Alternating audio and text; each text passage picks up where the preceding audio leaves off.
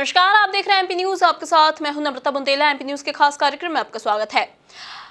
उपचुनाव की तैयारियां तो जोरों पर हैं और जनता को भी इंतजार है कि आखिर मध्य प्रदेश की विधानसभा सीटों पर किसका मुकाबला किस प्रत्याशी से है। लेकिन बीजेपी ने अभी तक अपने पत्ते नहीं खोले हैं। हमारे संवाददाता शार्दुल राठौर इस वक्त हमसे जुड़े हुए हैं। शार्दुल, कांग्रेस ने तो अपने उम्मीदवारों की घोषणा कर दी है, लिस्ट तैयार कर दी है, लेकिन बीजेपी की ओर से आखिर ये लेट लतीफी क्यों नजर आ रही है? क्या किसी बात का डर है बीजेपी को? जी बिल्कुल नम्रता, मैं बताना चाहूँगा कि जो उपचुनाव है उसको लेकर अब बिल्कुल ही कम समय बचा है। ऐसे में जो प्रत्याशियों की सूची है वो जनता के सामने आना बेहद ज़रूरी है। कांग्रेस हालांकि इसमें बाजी मार चुकी है। कांग्रेस ने अपने जितने 28 सीटों पर प्रत्याशी थे सभी के नाम लगभग घोषित कर ही दिए हैं, लेकिन बीजेपी की तरफ से अभी तक एक भी नाम की घोषणा नहीं की गई। हालांकि अनुमानित उम्मीदवार के नाम उस विधानसभा में चर्चा में है जहां पर उपचुनाव होना है, लेकिन बीजेपी की तरफ से आधिकारिक सूची अभी तक कोई जारी नहीं हुई है।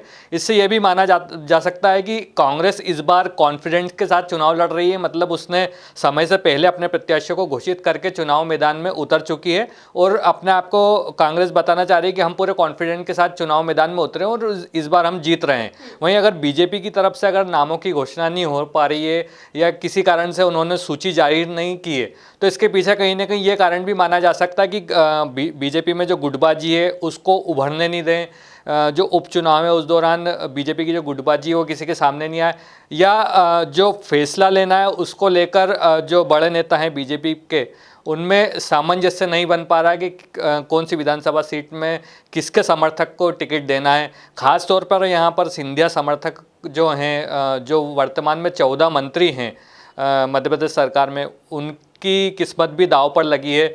ऐसे में बीजेपी कहीं ना कहीं इसलिए भी जो प्रत्याशियों की सूची है उनका नाम जाहिर करने में पीछे हट रही है कि जो कांग्रेस का जो उम्मीदवार है उसको हराने में, हमारा जो संभावित उम्मीदवार है वो हराने में सफल हो पाएगा या नहीं।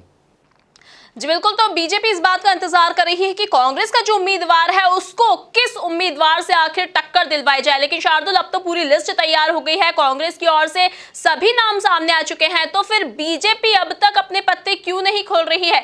जब टक्कर का प्रत्याशी सामने है तो फिर बीजेपी अपने टक्कर वाले प्रत्याशी को सामने लाने में आखिर क्यों इतनी देर कर रही है? बिल्कुल, बीजेपी में इस बार जो देरी हुई है उसके पीछे जो बीजेपी के नेता हैं उनकी तरफ से ये कहा जा रहा है कि इस पर मंथन चल रहा है और हमारे नाम तय हैं और हमारी जो संगठन है वो नाम तय करता है, जबकि कांग्रेस में कौन नाम तय करता है ये हमें पता नहीं।